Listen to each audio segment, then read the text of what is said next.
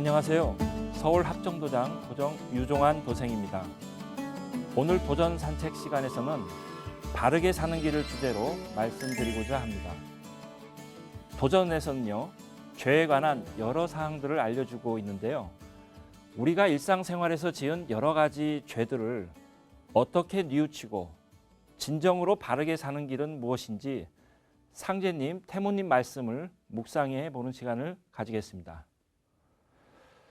이 세상에 완벽한 사람은 없습니다. 남녀노소를 막론하고요. 누구나 태어나서 죽을 때까지 크고 작은 죄에서 100% 자유로운 사람은 없을 것입니다. 상제님께서는 인간이면 누구나 살면서 저지를 수 있는 작은 죄, 순간적인 실수, 무지로 인하여 자각하지 못하고 짓는 죄 등을 허물이라고 말씀하셨습니다. 그래서 상제님께서는 처음으로 추종하는 자에게는 반드시 평생에 지은 허물을 낱낱이 생각하여 마음으로 사하여 주기를 빌라 하셨습니다. 만일 잊고 생각지 못한 일이 있으면 낱낱이 계도하여 깨닫게 하시고 반드시 그 몸을 위하여 척신과 모든 병고를 말켜주셨습니다. 그럼 죄란 무엇일까요? 우리말 국어사전에서는 죄를 도덕이나 종교, 법에 어긋나는 행위라고 기술하고 있습니다. 그럼 도덕과 법의 의미는 무엇이고 어디에서 유래되었을까요? 동양에서는요, 도덕이라는 말은 천도지덕의 준말로 우주 자연의 법칙에서 유래하였습니다. 법은 일반적으로 사회 질서 유지를 위한 규범을 뜻하는데요. 법 또한 자연 질서로서의 진리, 입법이라는 의미를 바탕으로 시작되었습니다. 법이라는 한자를 보면요, 삼수변에 갈거자를 씁니다. 한마디로 법이란 물이 흘러가는 길로 본래 우주 자연의 길인 도를 뜻하는데요. 결국 죄라는 것은 모두 자연 질서에 어긋나는 행위라고 할 수 있겠습니다. 이 우주의 주재자이신 상제님께서는 내가 낸 법이 참법이니라고 말씀하셨는데요. 상제님 말씀을 바탕으로 인간으로서 죄를 짓지 않고 천지이법에 부합한 참법에 맞는 삶은 무엇인지 알아보겠습니다. 먼저 상제님 진리를 바탕으로 이 죄의 유형을 크게 세 가지로 나누어 살펴보도록 하겠습니다. 먼저 첫 번째로 상제님께서는 죄는 남에게 악척을 짓는 것이라고 하셨습니다. 악척이란 남에게 한을 맺히게 하는 행위를 말하는데요. 상제님께서는 상말에 잘 산다 이르나니 척이 없어야 잘 산다고 하셨습니다. 척은 원래 조선시대에 민사와 관련된 소송이 벌어질 때 피고를 이르는 말이었습니다. 다른 사람을 고소하여 피고로 만드는 것을 척지다라고 하는데요. 소송을 걸어서 싸우면 결국 서로 원망하는 사이가 되므로 척지다라는 말이 다른 사람과 원수시간이 된다라는 의미로 발전한 것입니다. 내가 잘 되기 위해 남의 생명과 삶에 큰 상처를 던져주는 것, 또 나의 목적을 달성하기 위해 타인의 인생에 지워지지 않는 상처와 슬픔과 깊은 한을 남게 하는 것, 또 남의 생명을 끊는 이런 살인 행위 등을 말하는 것입니다. 여기에는 우리가 하루의 생활 속에서 귀가 따갑도록 듣는 사기, 절도, 강도, 강간 등이 있습니다. 또한 최근에 인륜 도덕이 무너져 내림으로써 발생하는 납치, 유괴, 살해 등도 여기에 포함되겠죠. 이러한 행위는 밖으로 드러난 죄를 말하는데요. 엄밀한 의미에서는 하루하루의 생활 속에서 우리들의 마음가짐에서 비롯되는 증오나 미움의 감정 또한 죄라고 할 수 있습니다.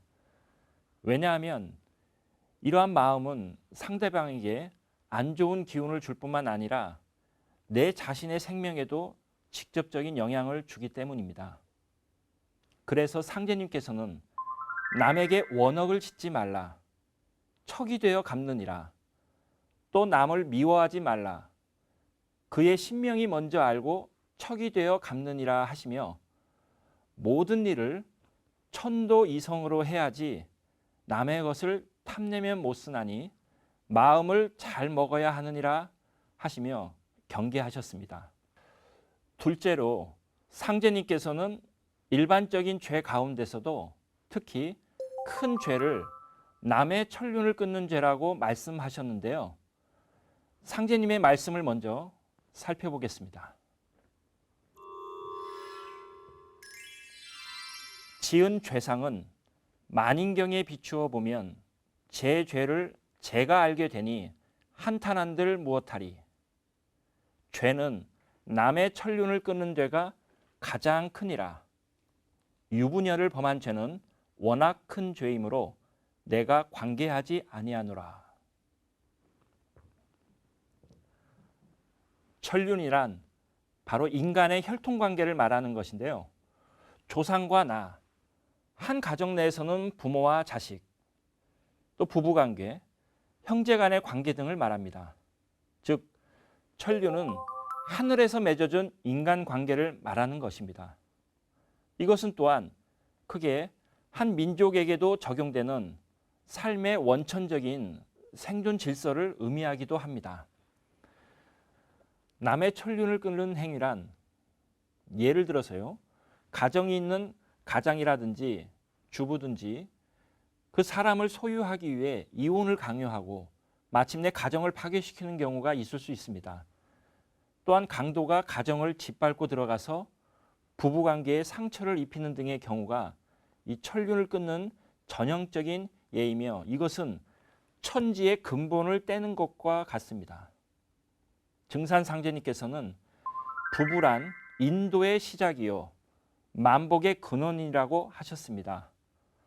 천지를 대행해서 천지의 자녀인 인간을 낳아 기르는 게 부부의 도입니다. 부부의 음양의 도는 천지 부모가 만물을 낳아서 기르는 생명의 근본 질서입니다. 그렇기 때문에 천륜에 끼어들어 상처를 주고 그것을 파괴하는 행위를 하면 천지의 근원 질서를 무너뜨리는 큰 죄이기에 상제님께서는 이에 관여하지 않는다고 하신 것입니다. 천륜 중에서도요. 부모와 조상은 내 생명의 뿌리가 되는 존재이죠. 이것은 좀 더 근원적인 문제가 되는데요. 상제님께서는 이때는 원시반본하는 시대라. 혈통줄이 바로 잡히는 때니 환부역조하는 자와 환골하는 자는 다 죽으리라 말씀하셨습니다. 상제님께서 인류에게 내려주신 인간 삶의 문제에서 근원이 되는 대도 말씀인데요. 그것은 바로 원시반본의 도입니다. 원시반본이란 가을의 변화 정신에 따라 천지 만물은 생명의 근원자리로 돌아가야 한다는 상제님 도의 근본 가르침입니다. 환부역조란 문자 그대로요. 아버지를 바꾸고 조상을 바꾸는 것으로 뿌리를 부정하고 바꾸는 것을 큰 죄라고 말씀하셨습니다. 모든 생명은 뿌리에 근본을 두고 있기 때문에 뿌리를 부정하고는 그 누구도 살 수가 없습니다. 이 뿌리에 대한 인식, 뿌리에 대한 감사의 마음을 갖고 있을 때 우리는 근본을 바르게 찾고 진리를 아는 건강한 생명이 되어 근본으로 제대로 돌아갈 수 있습니다. 세 번째 죄의 유형은 무지입니다. 작금의 개벽 시대에 있어서는 모르는 것도 죄가 되는데요. 이 세상이 어디에 와 있으며 그리고 어디를 향해 이 시국과 세계의 시운이 이처럼 물끝을 고동치며 나아가고 있는지 그것을 모르는 것이야말로 죄가 되는 것입니다. 상제님께서는 천하대세를 아는 자에게는 살 기운이 있고 천하대세에 어두운 자에게는 죽을 기운이 있다고 경계하셨습니다. 왜냐하면 이러한 천지대세를 모르면 현실에만 휩싸여서 가을의 낙엽이 되어 이제까지의 모든 삶을 허망한 무로 돌리는 비극적인 결과를 초래하기 때문입니다. 죄란 단어를 보면요. 한자를 파자해서 보면 넉사자의 안일 비자로서 우주질서, 즉 우주의 창조 정신인 이 사계절의 원리를 모르거나 또는 무관심으로 부정하는 것을 말합니다. 아무리 내가 선하고 세상을 위해 많은 공덕을 끼치고 또 스스로가 진실로 참되게 살았다고 할지라도 가을 개벽기에 목을 넘어가지 못하게 되면 내 모든 삶은 무너지고 영원히 우주의 무로 돌아가게 됩니다. 더욱이 이것은 자신의 죽음뿐만 아니라 자신의 모든 조상도 어둠으로 몰아넣기 때문에 첫 번째 의미의 죄보다는 더욱 큰 죄악이라 하지 않을 수 없습니다. 지금은 진리의 깃틀, 우주의 계절, 철이 바뀌는 대변혁기이므로 어떠한 이유로도 우주에 대한 무지의 죄에 대해 변명이나 참회를 할 수 없습니다. 상제님께서는 무지의 죄 가운데서도요, 기존의 관념, 사상, 종교, 세계관 등에 빠져가지고 다가오는 새 시대의 비밀을 알지 못하고 또 진리를 만나게 하여 주어도 받아들이지 못하는 경우에 대해서도 경계를 하셨습니다. 무엇보다도 사람들을 그릇된 길로 끌고 들어가 사곡한 말로써 영혼을 병들게 하고 건강한 신앙의식을 파괴하는 죄도 매우 크다고 말씀하셨는데요. 천하의 무서운 죄는 저도 모르는 놈이 남을 모아 수하 중에 넣는 것이니 그 죄가 제일 크니라고 하셨으며, 남을 지도하는 자가 알고도 죄를 범하여 천도에 벗어나는 자는 더욱 벌이 크니라고 하셨습니다. 스스로 진리에 대한 갈급증을 가지고 세상을 바르게 볼 수 있는 지혜의 눈과 열린 마음, 종합적인 안목이 필요합니다. 그렇지 않으면 잘못된 이야기나 가르침을 접했을 때 참과 거짓을 구분하지 못합니다. 그리하여 상제님께서는 나의 도를 만나 후천의 복을 누리는 것은 지식이나 외모나 신분에 있는 것이 아니라 오직 조상의 음덕과 진리를 찾으려는 나의 참된 정성과 믿음이 씨가 되어 신앙하게 된다고 말씀하셨습니다. 죄의 유형을 상제님 말씀에 준해서 살펴보았는데요. 우리 사회는 법치주의로 유지되고 있습니다. 영화에서든 현실에서든 법리를 잘 아는 사람이 잘못된 행위를 하고도 법망을 피해서 처벌을 받지 않는 경우가 있죠. 인간이 만든 제도에는 한계가 있기 마련입니다. 하지만 상제님의 말씀은 다릅니다. 한번 살펴보겠습니다. 사람이 죄를 짓고는 못 사느니라. 선천에는 죄를 지어도 3대가 물러나면 받았으나 현세에는 그 당대로 받느니라. 이 세상을 살면서는 죄를 지어도 남 모르게만 하면 그만인 줄 알아도 죄진 사람은 천상에 가면 모든 게 다 드러난다. 죽으면 편할 줄 알고 죽어 하지만 천상에 가면 모든 것이 다 무섭다. 믿으면서 지은 죄는 사하지도 못하느니라. 사람이 죄를 짓고는 못 산다는 상제님의 경계의 말씀입니다. 상제님의 가르침대로 우리는 바르게 살아야겠죠. 하지만 서두에 말씀드린 바와 같이 사람은 크고 작은 죄를 짓고 살아갑니다. 그러면 이 허물과 죄를 지었을 때 내 몸과 마음을 생명의 근원으로 되돌리기 위해서는 어떻게 해야 할까요? 상제님께서는 과실이 있거든 다 풀어버리라. 만일 하나라도 남아있으면 신명을 그르치느니라고 말씀하셨고, 태모님께서도요, 모든 과실을 나에게 고하고 용서를 받으라. 그렇지 않으면 용서받을 곳이 없느니라고 하셨습니다.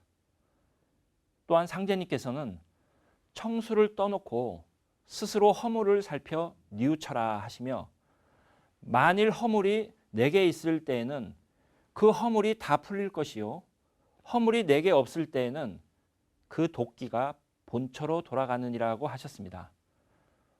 우리가 한평생을 살아오면서 일상생활 속에서 지은 사소한 죄, 감정적인 죄 또는 행위로 지은 죄들을 용서받을 수 있는데요. 상제님 성전에 매일 아침 저녁으로 청수를 올리고 일심으로 기도드리며 스스로 허물을 뉘우치고 참회를 해야 합니다. 그런데 자신의 죄, 선영의 죄 또한 악척으로 인한 척신이 발동되어 보복하는 경우에는 더 큰 어려운 문제에 봉착하기도 합니다. 이런 경우에는 가정에 어려움이 생기든지 병고에 시달리게 되든지 지속적으로 골머리를 앓게 하는 크고 작은 문제들이 끊임없이 일어나게 됩니다. 따라서 자신이 상제님 신앙하기 이전에 죄를 지어 척신이 발동이 되든 또는 자신이 비록 큰 허물이 없이 깨끗한 삶을 살아왔다 할지라도 선대의 조상에서 죄를 지어 척신 발동이 되는 경우에는 더욱 깨어진 마음가짐으로 상제님 신앙생활에 임해야 합니다. 단순히 하루 이틀이나 한두 달의 뉘우침만으로는 이것이 해소되지 않습니다. 이 척신과 복마의 발동으로부터 일어나는 시련과 영적인 죄는 진실된 마음과 꾸준한 신앙생활 속에서 신명을 감화시키고 자신이 더욱 성숙되어 상제님 천지 사업에 공덕을 세움으로써 면죄를 받을 수 있는 것입니다. 지금까지 죄와 허물의 문제, 또 어떻게 허물을 뉘우치고 참회를 하는지에 대해 살펴보았습니다. 끝으로 삿된 것을 버리고 바르게 살아가는 길에 대한 상제님 말씀을 살펴보겠습니다. 하루는 한 성도가 여쭈기를 어떤 것이 삿된 것을 버리고 바르게 사는 길입니까 하니 상제님께서 말씀하시기를 성경신이라 하지 않더냐. 마음을 속이지 말고 생명을 해하지 말라. 인륜을 상하게 하지 말고 사람들을 그릇 인도하지 말지라. 또 간음하지 말며 재물을 탐하지 말라 하시니라. 이어 말씀하시기를 스스로 분수를 지켜 즐거워할 줄 알고 마음 닦는 공부를 잘하라. 정성스러운 마음이 잠시라도 끊어지지 않게 하며 날마다 더 널리 덕을 베풀기에 힘쓰라 하시니라. 삿된 것을 버리고 죄를 짓지 않고 바르게 살아가는 데 있어서 마음에 반드시 새기고 지켜야 할 계율과 같은 상제님의 말씀입니다. 모든 사람이 상제님 진리 안에서 행복을 찾으시길 기원드리며 오늘 이 시간 마치겠습니다. 감사합니다.